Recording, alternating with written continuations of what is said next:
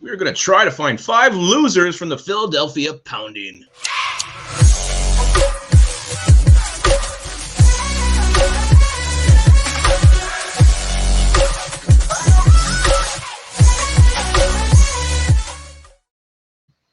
Welcome back to the Onebar and Lupagus show. I'm Lupagus here with Onebar. We are just hours removed from the absolute pounding Philadelphia Eagles gave the Minnesota Vikings, and we're going to try to come up with 5 losers from that. I guess you could call it a contest. Yeah, we should have a little ticker every time you say pounding. Bing, bing, bing. Pound, pound, pound, pound. Yeah, this is going to be easy. We just did 5 winners. That was not easy. The losers, much more easy, unfortunately, for Vikings fans. But damn it, we're going to rip out the losers. We're going to look on to better things because we got a bunch of dubs ahead of us. Absolutely, we do. Let's start with a guy I know you were especially critical of, and for good reason. Starting safety for Minnesota Vikings, Cam Bynum. Yeah, I was critical. He sucked. He had a horrible game, very, very bad game. And I put the disclaimer out there. This guy's still pretty much a rookie. Didn't get a ton of time last year, but what he did show last year was very good. Unfortunately, yesterday, couldn't tackle, looked just out of place, looked like a rookie. Still got high hopes for Cam Bynum, but that was not his best performance as a pro.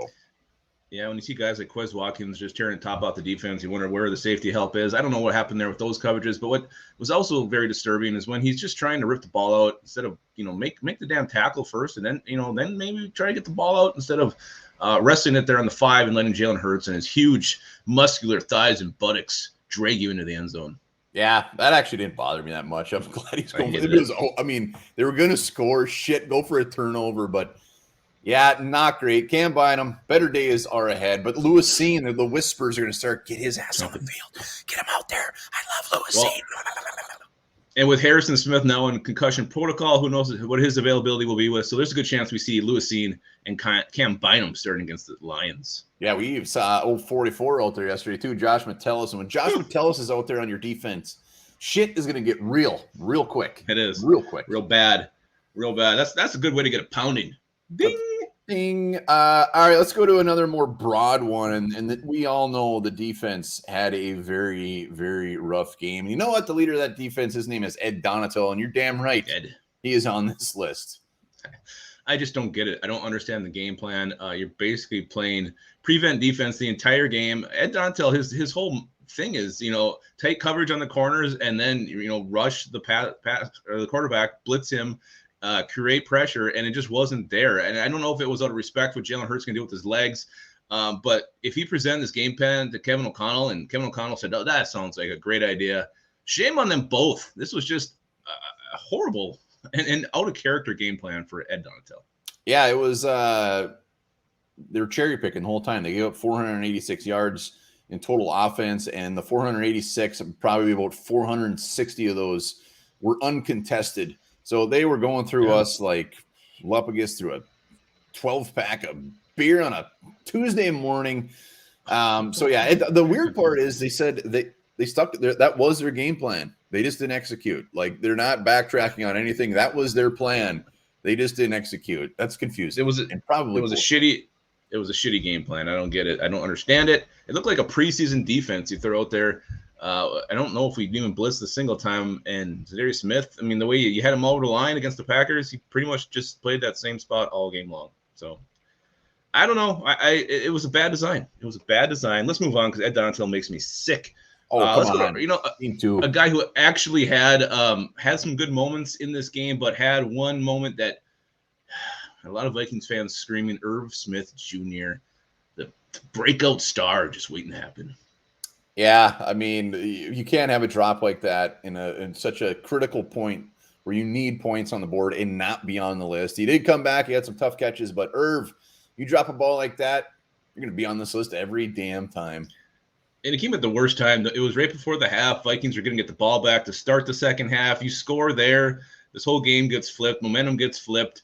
And you have a chance to reverse the pounding. But Irv Smith let that one go. I mean, that was a touchdown. And, again, like I said in the live last night, maybe this was karma for the Vikings getting the Christian Watson drop a week ago. But, hey, we're even now. Both have bad drops. That ain't karma. That's just a bad play. The good news is We saw Irv Smith. We saw some action from Irv Smith. He had like 5 catches, 40 yards or something, and did get that touchdown. So let's get some more Irv into this offense. Those drops are not going to happen again. Never again will that happen. It can't happen again. It just can't. It's not acceptable. Otherwise, you're going to see old 86 out there getting those kind of shots. Let's stick with the last name Smith. It was a bad night to be named Smith unless you're on the other side of the field playing for the Eagles. Zadarius Smith, where was he? Was he even out there? He was out there, and I'm glad you asked. Thank you. And this is tough. I mean, is this based off the game plan? Is this based off of Zadarius Smith just sucking? Because I don't think it's on Zadarius Smith just sucking because he doesn't suck. It's just he was non-existent. Same could go for a lot of our defenders. But when you sign such a big, high-profile guy like this, he needs to make things happen, whether it's the game plan or not. Yeah, I mean, you got to give the Eagles tackles credit. They did a great job against Hunter and Smith. They pretty much just erased. Any credit. Again, we mentioned with the Ed Donatel part here, he didn't really scheme to get him open either. I mean, I don't remember seeing him line up in the middle, stand up over the middle, playing inside. It just wasn't happening. The creative way they used him against the Packers wasn't there at doing Zadarius Smith no favors.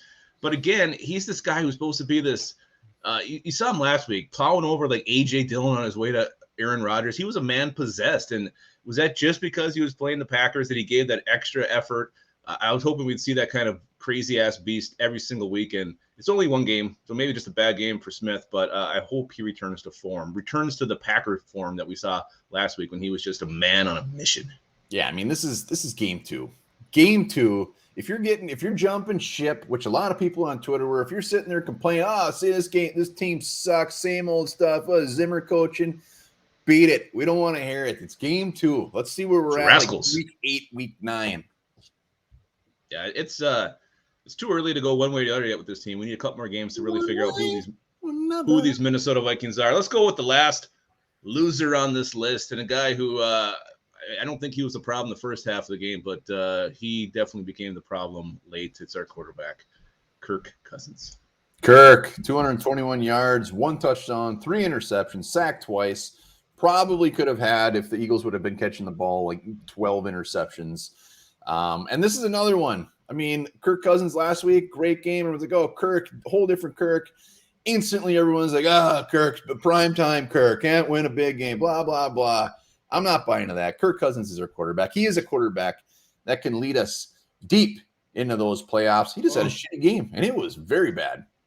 Well, it just snowballed into something really, really bad. He get a little help from his receivers, dropping passes. Justin Jefferson running the wrong route on the one.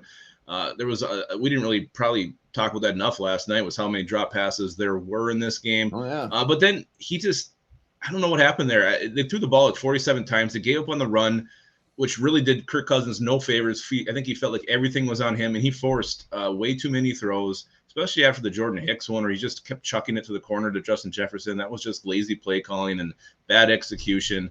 I don't know why he was seeing so many ghosts. I mean, I really actually thought the protection was decent overall. I don't know. He tried to force it. And I think that's what happens when you throw the ball 47 times in a game. Well, and they asked Kevin O'Connell about that, and he said they wanted him to be aggressive, and he was aggressive. And that's the other thing. I mean, we can't last year sit and complain about Kirk Cousins throwing 2-yard passes, and now actually he's throwing it in the coverage trying to make shit happen and then complain about that. We can't have it both ways. He's being aggressive this year. I like it. He was aggressive last week, and it worked. He was aggressive this week. Didn't work. Yeah, I mean, you got to find the fine point between being aggressive and being irresponsible with the football. Those catches, those drop passes completely screwed Cousins. There were 2 touchdowns he should have had, which would have made this a completely different game. Yeah, I think those are things that, made him lose his confidence, and just he was forcing things. That wasn't really the normal Kirk Cousins that we see. It's too bad this is what the national audience sees of Kirk Cousins, these Monday night performances and things like what went down last night. But that's not really Kirk Cousins, and that's not the Kirk Cousins I think we're going to see moving forward. Yeah, this was probably one of his worst games as a Viking. We're not gonna see it again. Positive note: Kirk Cousins was the Vikings' leading rusher. He did. Good job, Kirk. Where were those legs last week? He instead of last week, he had a couple chances to run. He threw the ball instead, and last night he took them. And I'd like to see him slide a little bit. At one time, I thought he was just going to spear the linebacker with his helmet and his head down, but then the guy moved, laid him. Possible. Never gets hurt. He will get hurt if he keeps doing that. So that's it. Those are the 5 losers. We could have had 53 losers. No, 52, because Ryan Wright. Ryan Wright. No way was he a loser. So let us know if you have any other losers in the comments. I'm sure there'll be plenty of other options. But again, I think this is going to wrap up our Eagles talk. I want to put this one behind us. Let's move on. Got the damn gritty Lions coming to town, and it's going to be a game. So we're going to start focusing on them and starting to forget the Philadelphia Pounding. Absolutely. And until then, this is one I found very helpful, this fact here. A person is a junior if they're named after their father, but a second if they take the name from someone else in the family. Interesting. Not really.